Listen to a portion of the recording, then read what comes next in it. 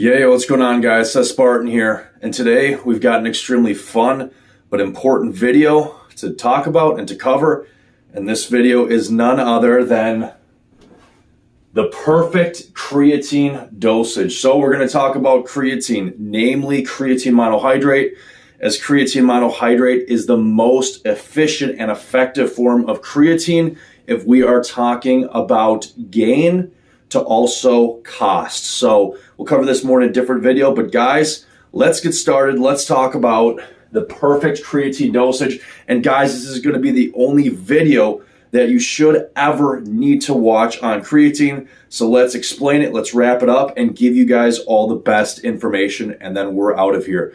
I'm Seth Spartan. Let's get started.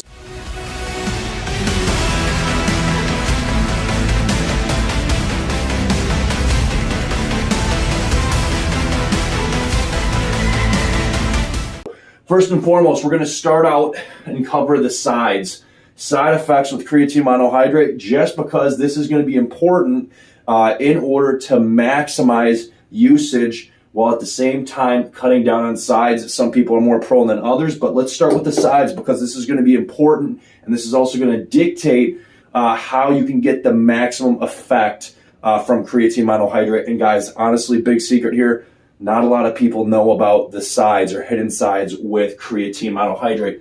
So we'll touch on the sides. From there, we're going to get right into the best consumption method for taking creatine monohydrate. And then after we cover the best consumption method, we'll hit the nail on the head and come right to the peak, which is this, and the reason you guys are all here for. The protocol for finding and getting the perfect creatine dosage for your weight, for how much muscle mass, and ultimately what fits you, because we're all different. We're all carrying different amounts of muscle mass, and also trying to maximize whether it's performance, muscle gain, or strength. So guys, let's do this thing. Let's get into the video. The perfect creatine dosage. Here we go. All right, guys. So starting with sides. Let's talk about sides. This cannot be. This is already completely underrated when talking about creatine.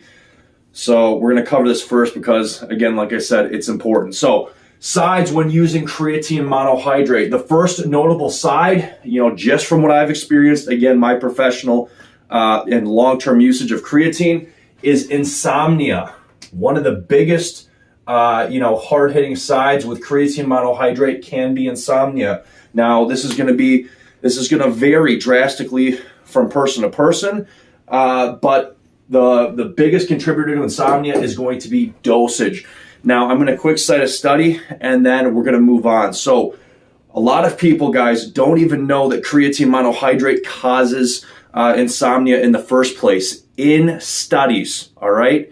In animal studies, namely, it is a direct link between how much creatine animals were using and how much reduced sleep time. So in layman's terms, in terms that everybody can understand, the more they increased creatine monohydrate in diet in animals, they found a direct link to lower levels of both REM and non-REM sleep, also known as deep sleep, slow wave sleep. And this is the most important type for building muscle and ultimately getting big, strong, jacked, and maximizing performance, guys. So guys, this is, we don't have human studies on it in a medical setting. We have the animal studies, but, from what I've experienced, when I am maxing out, my creatine dosage to where it should be for maximum performance, muscle mass, and gain, my sleep takes a hit. So we're going to cover the sides and how to kind of dial that in to get the biggest bang for buck for creatine monohydrate. But first side and most important side, in my opinion, because sleep is critical to performance, muscle mass, and also strength, I rank that as number one. The rest of the issues are kind of a little bit less important when it's contributing to the overall goals, okay, performance goals. So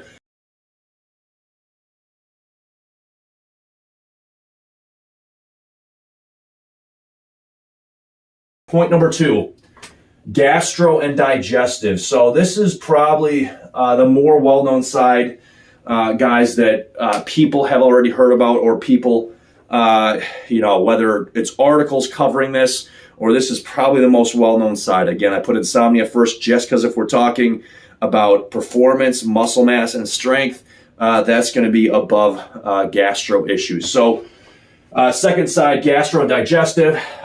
If people take too much creatine monohydrate, if they take too much at one time, or they're taking, I guess, overall too much during the day, dependent on for that individual. I know people that they can't take creatine at all because it just completely, shuts down their digestive tract in terms of, terrible stomach pain, diarrhea, just everything, okay? They can't get their food down. So for them, creatine is not going to be a good option. But for most people, as long as you're using creatine monohydrate correctly and taking never more than 10 grams at a time, that should be the very cap.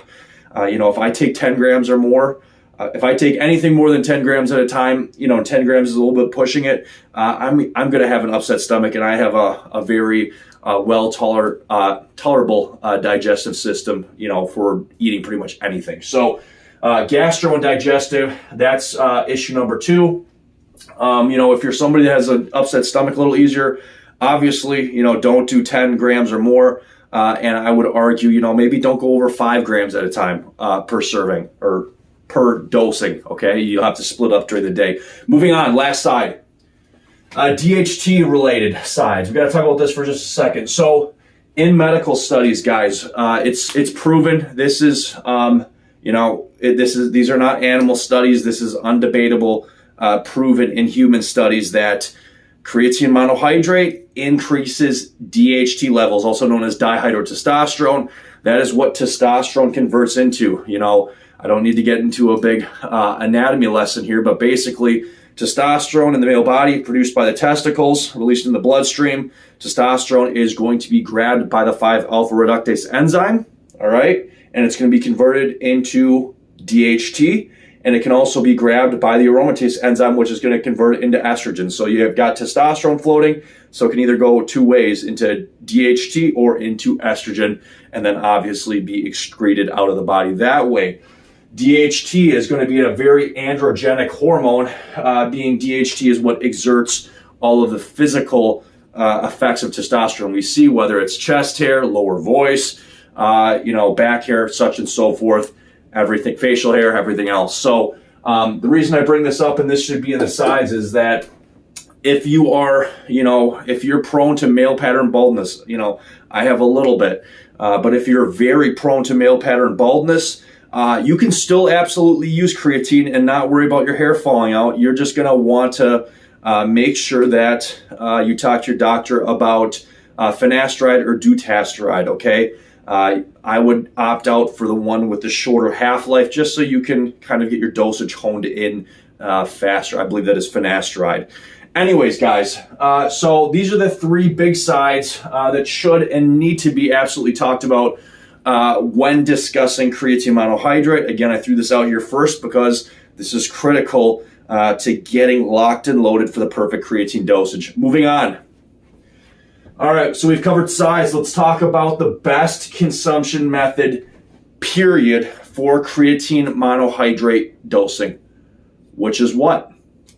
The best consumption method that I have found, and we'll talk about studies in just a second here, but the best consumption method for creatine monohydrate is none other than you want 12 ounces of water or fluid per 5 grams of creatine monohydrate.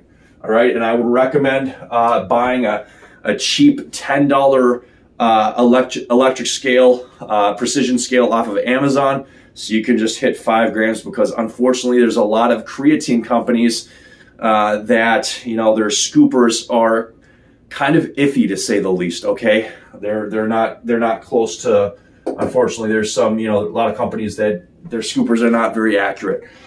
So anyways, having said that, guys, the big golden rule, 12 ounces of water or fluid to 5 grams of creatine. If you want to take a big whopping 10-gram dose of creatine, that's fine. Again, we talked about as long as you've got a good stomach, that's not a big deal. You can take 10 grams at a time. But to do that, you're going to want a total of 24 ounces of water then, because again, 5 grams, you want 12 ounces per 5 grams. And, if people ask, well, should I use it with water? Should I use it with juice? What is the best? Guys, my professional recommendation is this. You can use whatever you want as long as you are using a little bit of simple carbohydrates with it. So whether you want to have some toast or a light meal, or what I use is I either add a little bit of cane sugar, just a little bit, or you can use juice or even soda. Soda in moderation is fine. Half a soda with a little bit of, half a soda with some creatine or whatever. You just don't want to be having, a lot of sugar, throughout the day. Everything in moderation is fine, okay?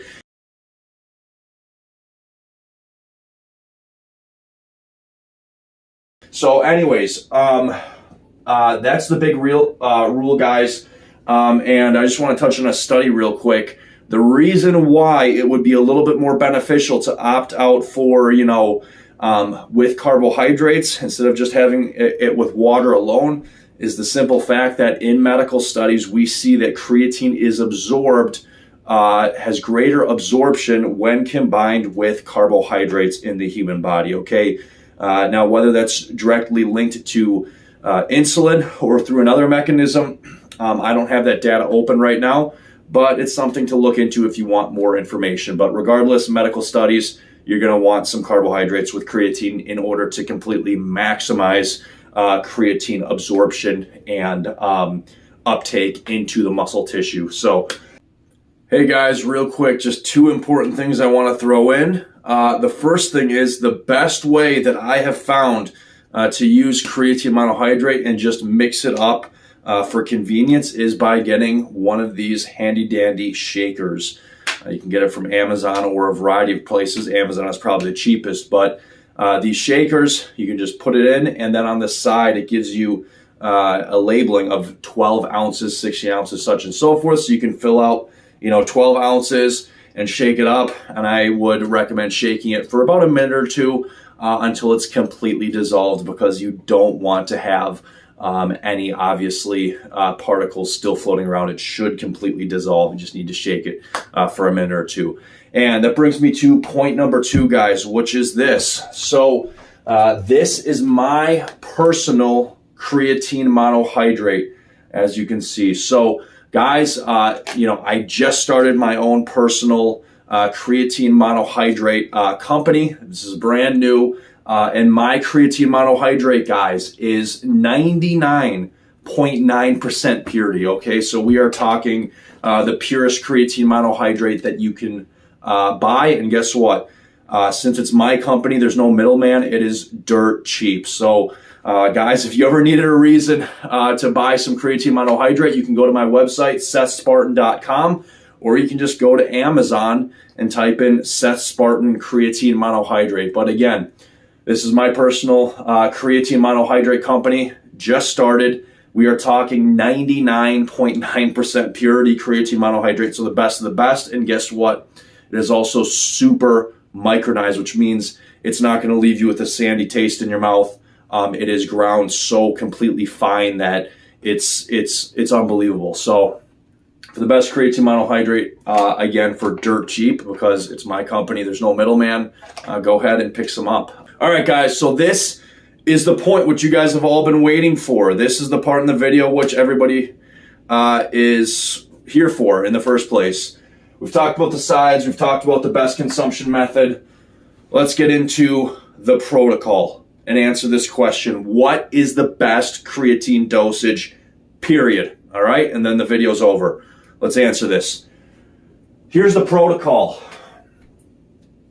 In order to get the perfect creatine dosage for you, you would need a DEXA scan or underwater weighing to determine exactly how much of muscle mass you are carrying, all right? Because dependent on how much total muscle mass you have, that's going to be directly correlated to what? your creatine monohydrate dosage needed to completely fill out and maximize ATP stores for maximum muscle mass, strength, and performance. But there's got to be a cheaper way, right? And there is. So this is it. What you're going to do is simply, it's going to be 5 grams of creatine for a month, to 10 grams of creatine for a month, to 15 grams of creatine for a month. And here's the catch. What you're going to do is you're going to start out with 5 grams. Start out with 5 grams of creatine monohydrate, okay? And what you're going to do is you're going to do 5 grams for a month, keeping track of your weight, and then you're going to go from 5 grams for a month to 10 grams for a month. Now let's say you notice you went from 5 grams for a month to 10 grams for a month.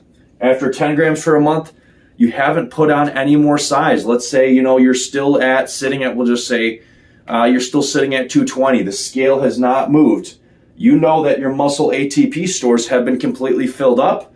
You can go back down to 5 grams and remain there, taking 5 grams continually every single day for maximum effect. No biggie, right? No problem. And if you want to take a day off here or there, it's not a huge deal. Now, on the flip side, let's say you're a little bit bigger, right? Maybe you're carrying a little bit more muscle mass, or, more based on genetics. Let's say you went from 5 grams to 10 grams, and this is me, by the way. Let's say you went from 5 grams to 10 grams, and you noticed you made a clear and distinct, the scale moved up, we'll just say anything more than 2 pounds. Maybe you put on 2, 3, 4, 5, 6, even 7 pounds more weight distinctly from going from 5 grams to 10 grams for a month. Well, then you're going to say, okay, my ATP stores were not full. So what you're going to do is progress to step 3, which is after increasing weight, you're going to move then to 15 grams. So 5 grams for a month, and then you went 10 grams for a month, and you gained weight at 5 grams. So you know that the muscle ATP stores were not full. So you're going to progress to the last stage. So then you're going to do 15 grams for 1 month, and then you're going to check the weight. And let's say, okay, you went from 10 grams to 15 grams, and your weight did not increase. Well, then okay, muscle ATP stores were maximized and maxed out at 10 grams. So go back to the 10 gram dosage and keep there. Again, not a big deal if you take a day off here or there. But let's say you're like me, okay, I'm Seth Spartan, 240 pounds, about 5'11", and I've got a fast metabolism, right? When I went from 10 grams to 15 grams, I noticed about a 3-pound gain in weight distinctly. So I know for myself, I'm just using myself as an example here, guys. I know for myself that stores were not completely filled out. Muscle ATP stores, creatine stores were not completely filled out at 10 grams. So in order for somebody my size with my amount of muscle and all the exercise I'm doing to completely fill out and maximize for muscle mass, strength, and performance, I need about 15 grams a day continually, okay? So this is what you want to do to follow and get completely honed in, okay? This is the main and best way to get the perfect creatine dosage.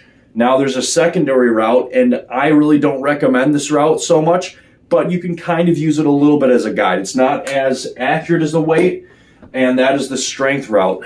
You're going to want to keep track of how many reps you're doing for things like squat, deadlift, any big major compound exercises, and you'll do the same thing. And you can do this alongside of it, but you really want to focus on the weight because that's easier to track. So you'll do the same exact thing, but also keep track of your strength, your compound, those big compound movements. Keep track of your strength and how many reps you're doing.